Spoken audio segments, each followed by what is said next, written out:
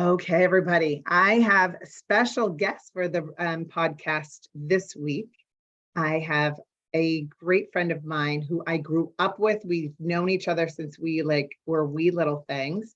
Pam Cox and her daughter Anna, and we're going to talk all things Happy Mail. So I recently launched a Happy Mail subscription, and the whole reason I did that was because I was so inspired by Pam and a project that she had ongoing for years with her daughter Anna. So I wanted them both to be here. I could tell you all about the story and go on, but it would be so much more interesting, I thought, for them to join us and tell the story themselves.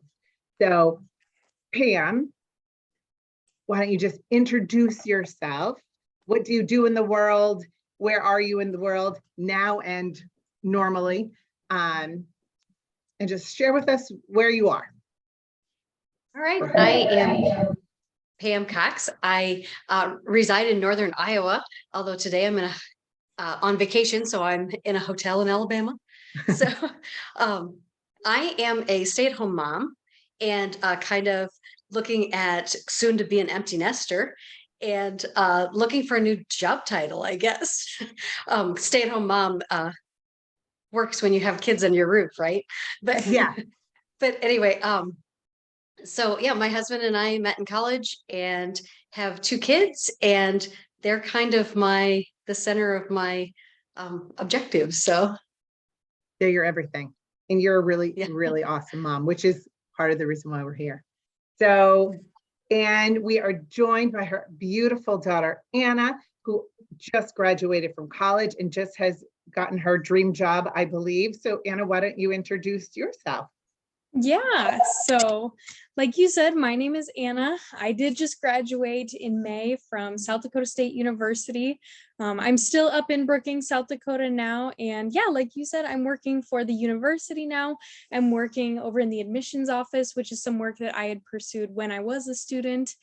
So I work with a lot of high schoolers, mainly juniors and seniors, kind of helping them make the transition from high school to college as easy as possible, because obviously it's a really big transition for everybody. So I try to do everything that I can to make that a little less intimidating for those students and really get them excited to come to college. That's awesome. Actually, that's kind of a sidebar that I wanted to talk about first. So being a mom of a junior, and Pam has a senior, she also is, she's old hat at this since you are already all the way through. But what kind of programming do you do with juniors and seniors and helping them in that transition? Yeah, so a lot of what I do is kind of helping them through a lot of like the admissions, kind of the official things. So like filling out housing applications and signing up for orientation. But I also answer a lot of questions that students may have about just kind of general anxieties about going to college, like not really understanding where that's going to take them, if that kind of makes sense, just kind of general typical high school anxieties of you're leaving home for the first time. It's a really big step for everybody. So kind of guiding students through those kinds of things, telling them about different resources on campus and letting them know that even though people might pretend like they have it all figured out, even the most prepared student is going to go through those things, homesickness, anxiety about a new schedule, new classes, and those kinds of things.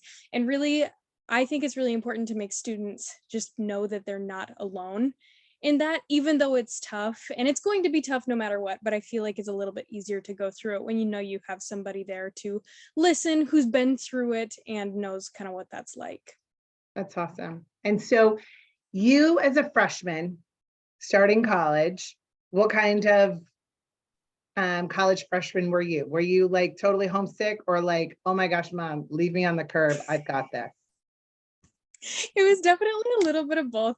I tried to do everything that I possibly could to like prepare for college. I was that kid that was like, had everything written out. I was like calling people from the university all the time, anytime I had a small question about anything at all. So I thought I had it all figured out, and I went off, like mom and dad helped me move in, and I was like, okay, sounds good, time to be an adult. And then I went to my first day of classes and I was like, this is a lot.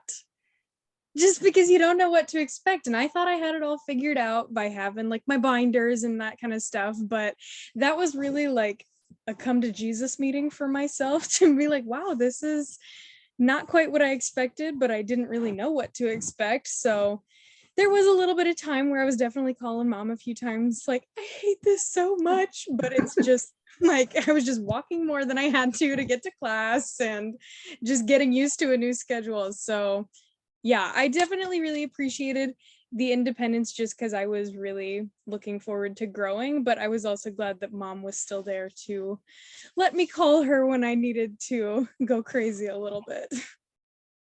So then that brings us to you, Pam. So I don't know how I'm going to be. I tell the story about when my parents took me to college, and I was like, just go, just go. I've got this. Like, she wanted to help me set everything up. And I was like, no, and she was bawling. And I was like, and now, especially since she's gone, but even before that, felt so bad because now I get it. Like, now that I have my own children, I'm like, I was a horrific daughter. I am going to be a hot, blubbering mess. So she is going to college. How were you doing when she went off to college? I spent her senior year really focusing on the joy of everything. And because I didn't want to be sad about the last that we were doing in her senior year, I wanted to be just finding all of the joy.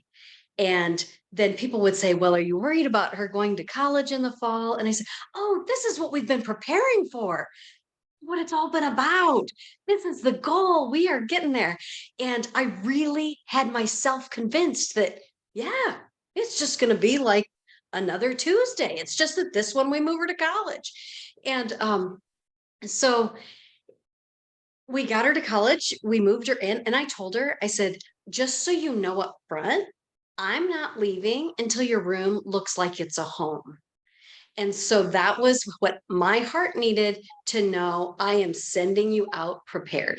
And I also knew those things like decorating her room, she was going to get busy with other things. And then, she might not ever get to those things. So we just had a pretty good game plan, and we got the quilt on her bed just perfect. And heaven knows all the throw pillows that I made her take. She probably threw them under the bed when I was done. But we had it all set up so that it just really looked cozy and comforting and a place that she could come home to. And so then we, I think dropped her off at her first little orientation thing, and then we headed out of town.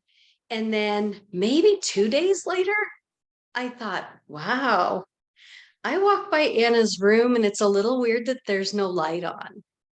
And so that was kind of my moment. I was like, okay, so I think as prepared as we can be as parents, we will have the moment. It's just, like the avalanche will happen. It's just matters, when it gets to you. And so it was in my processing that in myself and trying to make this transition good that the idea of doing the cards was born. So that, and the fact that you both talk about being prepared, Anna had all of her binders and she was all set, and you had done all the things, and let's get everything set. And like, you two are very high functioning executive function, like had all that, but there is all those feelings, like there's just that, like,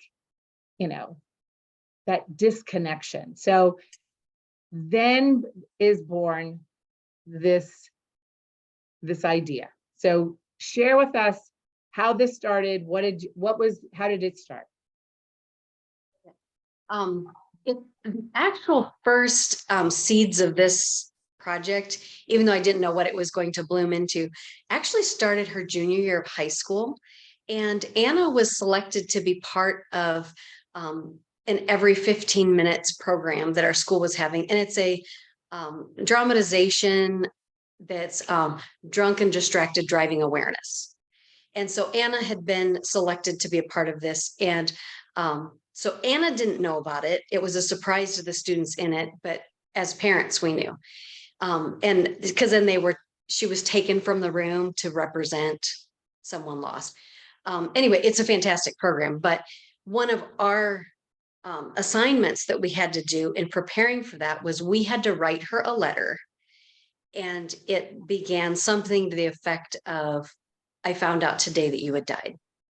Oh my God. And just absolutely, I mean, poured ourselves into this letter. And really, when you put yourself in that place that you don't want to ever put yourself in, boy, there was just a lot that came out of that. And then that night, the kids that were part of the program went on an overnight retreat, and part of their assignment was writing a letter to us. And then after that, they had gotten the letters that we had written to them. And I can tell you that that letter that she wrote to us is something that I will have my whole life. And it just was so precious. And in reflection of that program, and it was a fantastic program, but what really stayed with me was the power of the written word and the power of the things that we think that, we tell our kid we love them, and we think that we encourage them to, live out their dreams. But do we really say all those things, or do we just kind of think it so often that we think we've communicated it? And so that was really kind of and it really made an impact on me. And so then her senior year, I decided to write her a journal. And so every day her senior year, I wrote in this journal. And sometimes it was remembering stories from when she was little, like, today you did this and it reminded me of, or it might have just been, oh, you were so excited today because you got this part in the play, or whatever. And it was just a combination of things. It wasn't really a to-do list or an itinerary as much as storytelling and encouraging and all of that. And so I really enjoyed doing that process. And again, it helped me when we had been to an event. I would come home and I would think, find the joy. And then I would write about the joy. And so I wrote this whole journal for her. And I actually brought a few excerpts from that if you wanted to hear any of that. But so I had done that whole journal. And then when she went off to college, and then I had my moment on about day 2, I thought, gosh, should I write her a journal again? But in the absence of being face to face with her on a daily basis, I was going to miss out on, seeing her emotion when she, got an A on a test or whatever. And so then it turned into, so I can't, recount her daily activity, but I can send her a letter every week. So anyway, when you started this idea of sending a letter each week, was it a commitment in your mind that you were going to do every week and so forth? Or did you just in that, oh my gosh, on day 2, I just need to write to her right now? It started out a letter. And but then I thought, oh, I'm going to make her a card. So I get my Cricut and all my craft supplies out so that I can make her a card. And because my heart needed that creative outlet to just pour into. And so then it was on maybe her second day of college, she tries out for the musical at college, and she ends up getting the lead in the musical. And so then I thought, oh, now I need to make her an Addams Family card, because that's pretty awesome. And so then it was, well, what else does she have? Oh, Hobo Day. I can make a Hobo Day card.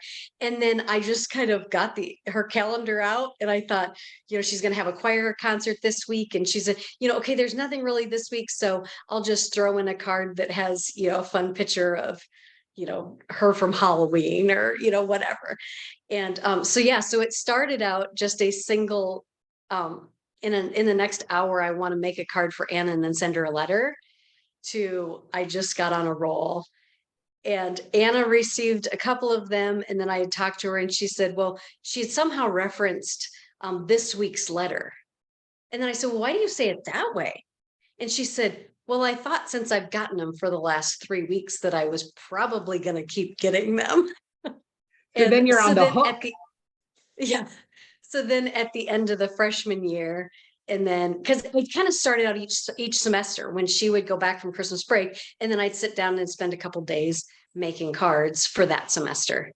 And so then at the end of the freshman year, I thought, I don't know, should I do it again next year? And then, yeah, so eventually it was just, well, she's gotten them for 3 years now. Of course, I'm going to do them the fourth year too. So, All right. So Anna, the first one that you get, like, how did it feel? Like, what was it like to get like, not just a letter, but an awesome homemade card from your mom? Yeah, it was really nice because, like I said, kind of the transition to college is pretty difficult for everybody. And I was definitely feeling that by that point. So I was just kind of stressed out, not really knowing what to expect. And then I checked my mailbox and I saw something from my mom and I was like, oh, that's so nice. And then I opened it and I was like, wow, she put a lot of work into this. This looks really nice. And I read it. And she's just kind of always had this knack of just knowing what to say because she kind of always knows how I'm feeling. And I was like, okay, that's exactly what I needed to hear right now. So it was a really big relief. And then I got another card and my roommate was like, did you get another card from your mom? Like, is it your birthday or something? And I was like, no, I mean, I think she just sent me a card. And she's like, really? Can I see it? So it kind of became a thing with my roommate and I that she would like look at the card after I would read it because they looked so pretty too. So then it kind of became a thing, not only with my roommate, but then some other people on our floor and some friends. They were like, did your mom send the card yet? So it kind of became a fun little thing of them getting to see the card, but I would never let them read the inside because I'm like, you can look at the outside, but the inside's for me. So you can feel free to look at it because it's beautiful and she put a lot of work into it and I want to show it off. But I felt like those words are just for me. That's awesome. And so that was going to be one of my, first of all, when Pam first told me this story, and she's like, I made her some cards. I used my Cricut. I don't have a lot of, I'm crafty. I enjoy doing it, but they're nothing, no big deal. Okay, I'm going to share my screen. And for those that are listening, I will, there'll be a link to all of this on the website. So you'll be able to see this. What in the actual heck, Pam? Those are gorgeous. They're like absolutely flipping stunning. I don't even know. The words can't express. So I would be just like Anna's friends of like, oh, did the card come? Like I would be so looking forward to this. And it's like, when I saw the Phantom one, was that the week that you went to see Robbie? was. And that was, I think I had my husband write one card, Anna's dad, I had him write in one card. And that Phantom card was the only one that I had a guest writer. And I actually had Rob write that card. So for those that are listening, one of the kids who we graduated, one of the gentlemen that we graduated with was on the touring production of Phantom of the Opera. We went to see him when he was here in Providence as well, it was an amazing show, but even more amazing when you know someone that's in it. So, no, these are freaking stunning. So what was the ripple effect, Anna? Like, would you say, you were getting the card, you were having the insides, you were sharing the outsides, like, obviously everyone else is wanting to look at them as well. Did any of your friends go to their parents and be like, you need to up your game here, mom? Like, so were there other ripple effects from the example that your mom was making? Yeah, I don't know about that, just because I didn't want my friends to feel like their parents weren't like doing good enough or something. But I definitely know that, like, especially my roommate, when her parents would come, she'd be like, oh, Anna, can I see the cards? Like, I want to show my parents how cool this is. Not necessarily like, I wish you were more like Anna's mom, but more just like, look how cool this is. And I think that really made an impact on them too, because they were seeing how much my mom cared for me. And I do think that it changed things a little bit, not necessarily in the sense that like my roommate started getting more cards, but I do think it kind of made her connection with her parents a little bit more mindful, I guess, in the sense that they really took time to like spend time together really proactively, which was really sweet to see. Which is awesome. And I think you would agree with me in that one of your mom's superpowers is thoughtfulness. Yes. Like, come on. So let's go back to the journal. What impact did that have on you? Like when you received that, and did you write in that every day, Pam? Probably 3-4 times a week for sure. But you didn't get it So- until the end of the year. Right. So can I read the first page? Oh, please. I saved the first two pages for the very end. So the introduction was at the end. Today is the day after graduation, but this book began last July. As we prepared for your senior year, I quickly realized that we were going to record many lasts this year. I knew that time would go so quickly that I hoped I would be able to remember everything. I wanted to live each moment with you and find the joy in each and every day. This senior year is a time to celebrate, not a time to be sad. And so I began this journal. All year I have been working on this. I have kept it a secret from you. Shocking, I know. But each day I recorded moments and memories that would not be read by you until now. As you read this collection of stories and memories, I hope it brings a smile to your face. I hope you keep this with you for those days that you might be missing home, you're all going to friends, etc. I hope you are able to overlook any spelling or grammatical errors. That area is much more your expertise than mine. But I wanted every page of this to be touched by me, written in my own handwriting. I want you to feel every ounce of love that I have poured into this gift for you. Nothing that I could purchase in this world for any amount of money would come close to expressing my sincere congratulations to you on your graduation. You are an amazing young woman. In this book, find love, joy, laughter, tears, pride, and compassion. Wishing the best of everything to you, sweet girl. I love you so much, Mom. So that was her introduction to the 256 pages that would follow. Oh my freaking Lord. I'm like bawling, and it's not even, you're not my mom and you're not my daughter. Like I'm a mess. So what was that like to read it, Anna? Yeah, I read all of it in one night and I bawled my eyes out, of course. Because I got it the day of my graduation after the party, and that was my gift that I got from my parents. And I started reading it, and it was just crazy because there were things in there that I hadn't really like remembered or thought about, obviously, because it was going through my senior year. And I feel like I just kind of flew through it like a tornado, so it was nice to just take a step back and look at those things. But I remember thinking when I finished it, how much less scared I was to leave. Obviously I was really emotional and I was really terrified to go to college, but knowing that I had that support and knowing that no matter what, I would still be able to come home and still have a support system like my parents and like my mom, it really meant a lot. And it gave me a lot of confidence, even though it made me really sentimental and really sad. It still made me feel really excited and really grateful for what I was raised with.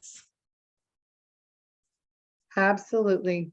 See, for everyone who's listening, this is a story that needed to be shared, because I think so many of us, our kids have just gone or are soon to be going, and it's scary for all of us. And it really is the fact that you said there's just so much power, like in the journal, of like noting this is in my own handwriting, and how I did a post today that just said, like, I sent a card to Zane that he just received. And there's just something about, you can text them, you can phone them, you can instant message them, you can email them. It's just not the same as then just using your own thoughts in your own handwriting, which I have to not write in cursive because no one in this family can read my handwriting in cursive, but that's a whole other story. So I write in cursive because I figure if my kids want to know they'll Yeah, figure out how to that's read why I say this. with my morning pages, I'm like, so many people like, oh, I don't want my kids to read my journal. I'm like, oh, my kids can't read my journal because I write it in cursive. It's like hieroglyphics here. So now, Like what were you going to say? I feel like, I could have every day or, just made a point to text her every week or something.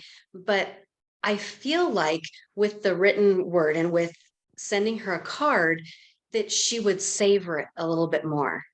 Because if I send a text, she might kind of be reading it, when she's sitting down in class, and then the professor comes in, and then she may or may not even finish reading it ever. But if she comes back to her dorm and she gets a card out, she's going to take that to her room and be like, okay, I want to see this week's card and I want to read that. And then she might read it again before she goes to bed at night. And so it was just that difference in that you can control better when you sit down and open the card than when you're just opening a text or snap or something. Yeah. And who's ever anticipated like waiting for the text to come? Like, whereas you going and like checking your mail and knowing that it's about to come and so forth. So did you ever miss a week? There were a couple times when I always tried to send them. I always wrote them on Monday and so that she would get them on Wednesday. But there was a couple times when it was maybe Friday or Saturday, and I thought I didn't even get this week's card done. So then I would send her a card on Saturday and I would send one in the mail on Monday too. And I think there might have been twice when I actually wrote 2 weeks worth of cards in the same day. Oh, the horrors. So Having the cards made at the beginning of the semester committed me to it because now I've made the card, so it has to get sent. So well, there was and a couple times that goes to the idea of a practice, right? Like, that's what we talk about in daily practice. You made it easy. If you would have had to every Monday, like, so what could I make for a card today? The likeliness of you following through probably wouldn't have been as likely. So having those preloaded definitely helps. So now your son will be going to college. Is he like, you better get crack-a-lackin', mom, on my cards? Like, does he know about the whole, is he aware of the card project? Well, I think so.